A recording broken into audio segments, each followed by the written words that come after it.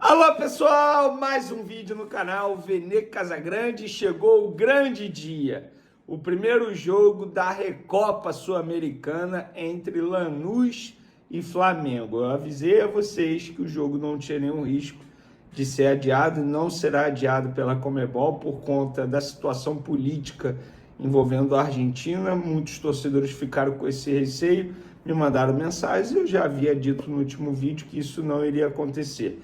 Pelo contrário, o jogo vai acontecer, inclusive a Conmebol até contratou um engenheiro para melhorar o estado do gramado do estádio, para receber boas condições. A gente vai trazer mais uma informação extremamente importante envolvendo essa decisão. Achei uma atitude certeira da Conmebol. Pois é, vocês que gostam de criticar, eu também critico bastante a Conmebol, mas agora a gente vai precisar elogiar, porque de fato eles foram muito bem nessa decisão. Vamos trazer o provável time do Flamengo para pegar o Lanús daqui a pouco, com uma mudança no meio de campo, provavelmente. E tem também informação sobre Everton Cebolinha. Tem negociação em andamento para renovar ou não. E um outro jogador que está com muita moral com o técnico Felipe Luiz, está muito próximo também de renovar, e a gente vai trazer essas informações no vídeo. Agora, vamos para as informações? Vamos lá, galera. Informação muito importante. Eu avisei a vocês aí que teria jogo, inclusive até postei nas minhas redes sociais imagem da medalha do campeão, do troféu. O troféu é bonito, hein? Cara, a Conmebol manda muito bem nesse quesito de fazer troféu, porque o troféu da Libertadores é muito bonito, o troféu da Sul-Americana é muito bonito e o troféu da Recopa também é muito bonito, e pode ter novamente o escudo do Flamengo ali, porque o Flamengo foi campeão em 2020 e está em busca do bi agora. E além disso, apurei que a Conmebol vai inaugurar a tecnologia Goal Line Technology nos 2 jogos, ida e volta da Recopa. Dessa forma, não dependerá mais dos ajustes de imagem por parte do VAR. Mais um passo em prol da isonomia no futebol sul-americano. Árbitros e VAR estão certificados para poder arbitrar com o uso dessa tecnologia em ambas as partidas. Lá em Buenos Aires, nessa quinta-feira, e no Maracanã, na semana que vem, também quinta-feira. E por falar nisso, já uma informação envolvendo o jogo da volta. Mais de 36 mil bilhetes já foram emitidos. Setor norte esgotado, tá? Pelo menos foi o que me constataram lá no Flamengo. Óbvio que se você entrar aí pode ter disponível, porque sempre tem o cara que faz a compra e o cartão não passa e o ingresso acaba ficando disponível novamente. Sempre acontece esse tipo de situação. Mas fica a informação, mais de 36 mil ingressos já foram emitidos, expectativa de casa cheíssima no Maracanã, a torcida comprando o ingresso, fazendo seu papel, mesmo sem saber o resultado do jogo de ida, que será nessa quinta-feira. Antes de falar do provável time, vamos falar aqui de renovação de contrato, galera. Cebolinha, muita gente me perguntando se está próximo.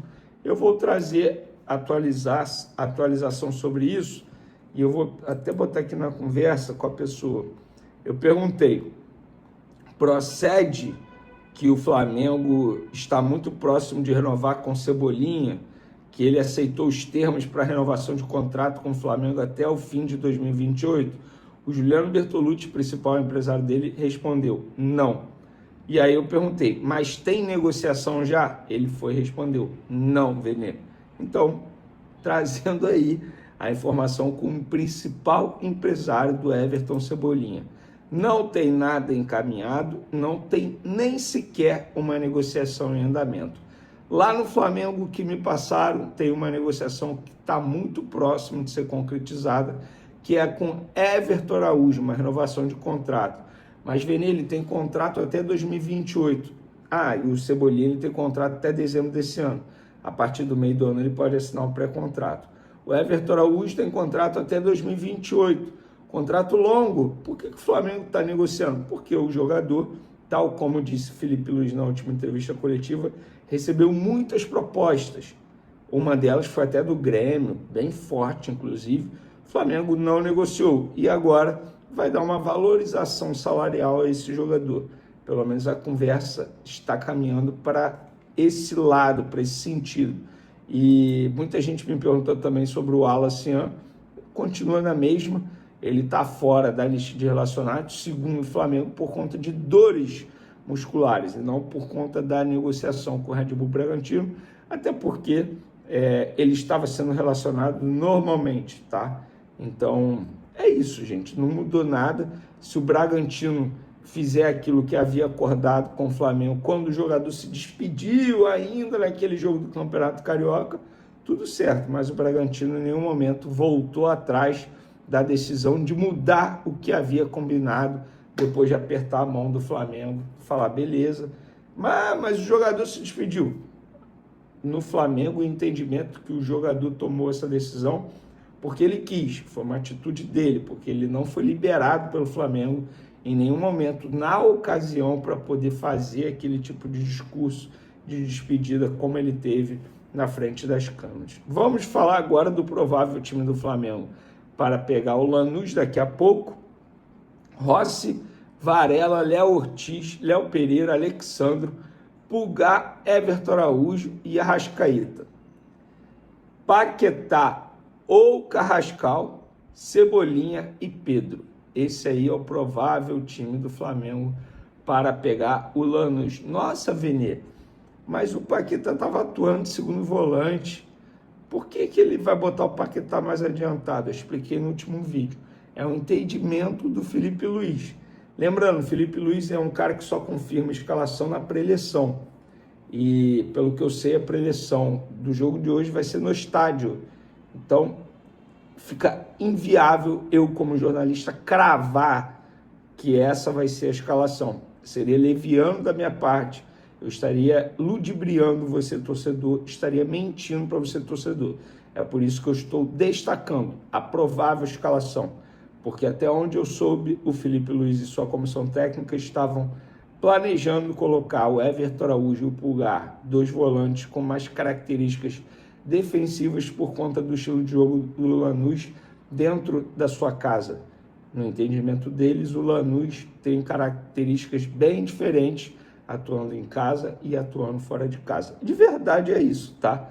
Eu acompanho o Lanús na Sul-Americana do ano passado, porque estava sendo transmitido pelo SBT, eles passaram pelo Fluminense.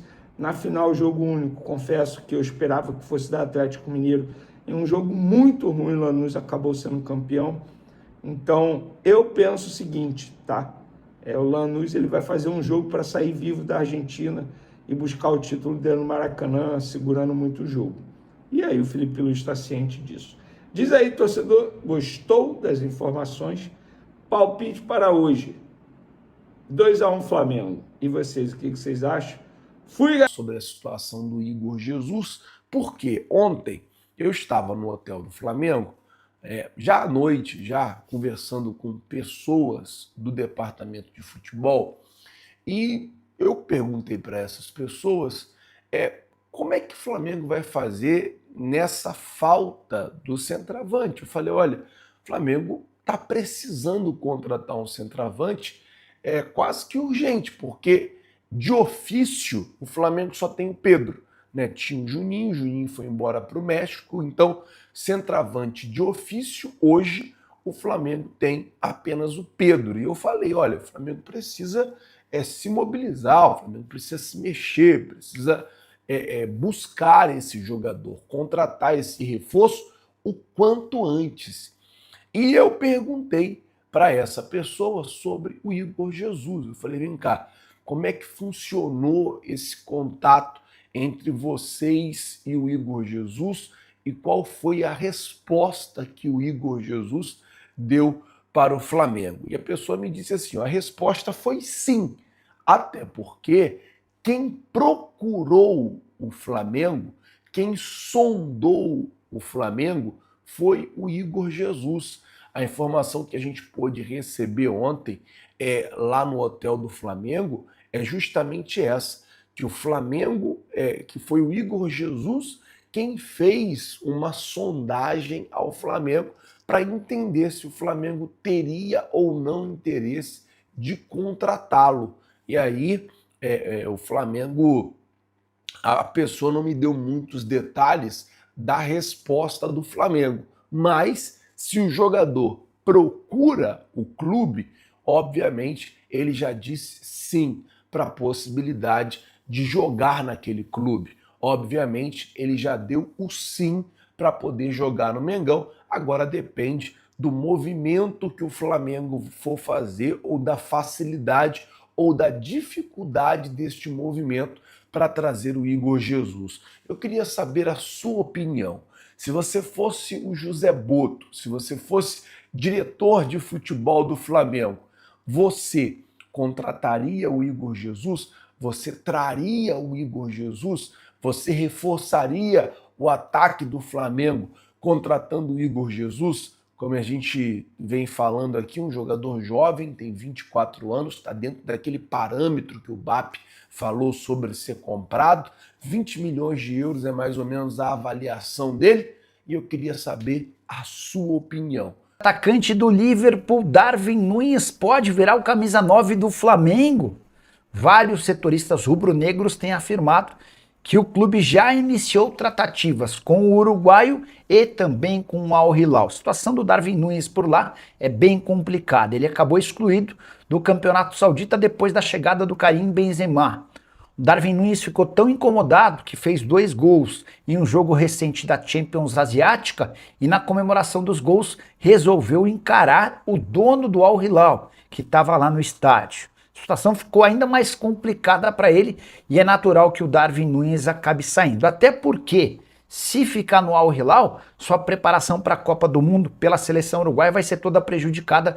Ele pode fazer daqui até a metade do ano, no máximo 5 partidas.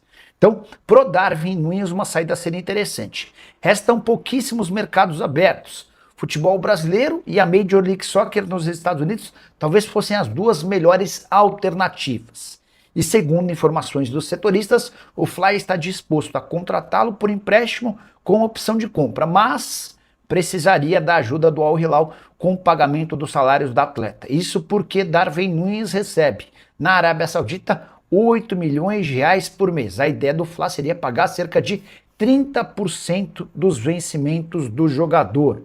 O fato de Arrascaeta, De La Cruz e Varela, companheiros do Darwin Núñez na seleção uruguaia, jogarem no Flamengo, seria um trunfo rubro-negro nas conversas com o jogador.